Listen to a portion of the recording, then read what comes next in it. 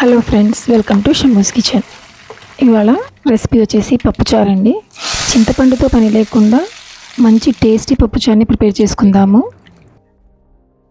ఇది రైస్తో చాలా బాగుంటుంది. పప్పుచారులోకి వేరే కర్రీ అయినా సరే, ఫ్రై రెసిపీ అయినా సరే, అప్పడంతో అయినా సరే చాలా బాగుంటుందండి. ఇది పిల్లలకి, పెద్దవాళ్ళకి అందరికీ చాలా ఇష్టమైన రెసిపీ అండి. ఇది చాలా ఈజీగా కూడా ప్రిపేర్ చేసుకోవచ్చు. ఇక్కడ నేను ఇది ప్రిపేర్ చేసుకోవడానికి 1 కప్పు కందిపప్పుని 1 గంట పాటు నానబెట్టి తీసుకున్నాను. అలాగే 3 కప్పులు వాటర్ యాడ్ చేసుకున్నానండి పప్పులోకి. ఇందులోకి ఇప్పుడు నేను ఒక 50 to 60 గ్రామ్స్ వరకు ఎండిన మామిడికాయ ముక్కల్ని వేసుకుంటున్నాను. వేసుకొని కుక్కర్కి విజిల్ పెట్టేసేసి 4 to 5 విజిల్స్ వచ్చే వరకు కుక్ చేసుకోవాలి. విజిల్స్ వచ్చిన తర్వాత ప్రెషర్ రిలీజ్ చేసేసి పప్పుని చక్కగా మ్యాష్ చేసుకొని ఒక బౌల్లోకి ట్రాన్స్ఫర్ చేసుకోవాలండి. ట్రాన్స్ఫర్ చేసుకున్న తర్వాత ఇందులోకి మాకు కావాల్సిన కూరగాయలని వేసుకుందాము, వెజిటేబుల్స్ని. నేనైతే ఇక్కడ ఒక ఆనియన్ని స్లైస్గా చాప్ చేసి వేసుకున్నాను. అలాగే 4-5 పచ్చిమిర్చి, 2 టమాటోస్ని కూడా స్లైసెస్గా కట్ చేసి వేసుకున్నాను. మీకు కావాలనుకుంటే ఇంకా వేరే వెజిటేబుల్స్ అయినా సరే యాడ్ చేసుకోవచ్చండి, మునక్కాయ అలాంటివి. ఇందులోకి ఒక 1/2 టీ స్పూన్ పసుపు, 1.5 టీ స్పూన్ కారం, రుచికి సరిపడిన సాల్ట్ యాడ్ చేసుకోవాలి. అలాగే 5-6 వెల్లుల్లి రెబ్బల్ని దంచి వేసుకోవాలండి. కొన్ని కరివేపాకు ఆకుల్ని, కొంచెం ఫ్రెష్గా చాప్ చేసుకున్న కొత్తిమీరని కూడా వేసుకొని ఇందులోకి సరిపడిన వాటర్ యాడ్ చేసుకోవాలి పులుపుని బట్టి.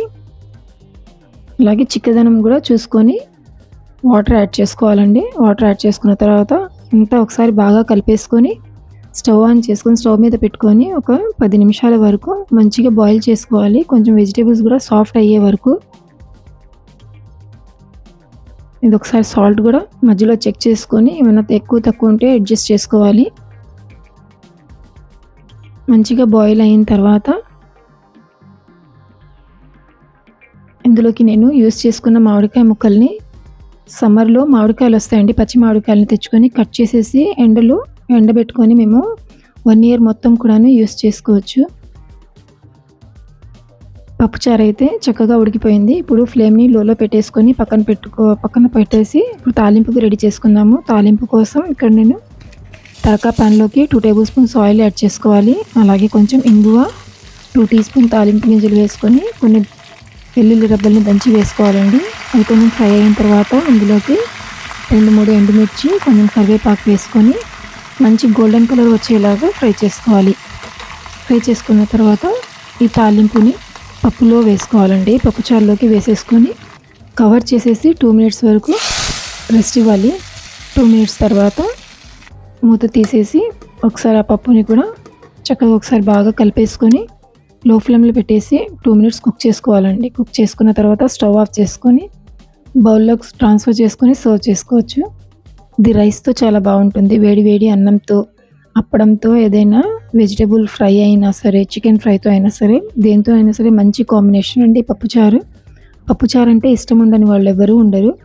పిల్లలకైతే చాలా ఇష్టమైన డిష్ అండి ఇది. చాలా ఇష్టంగా తింటారు పిల్లలైనా పెద్దవాళ్ళైనా సరే. చాలా ఈజీగా కూడా ప్రిపేర్ చేసుకోవచ్చు.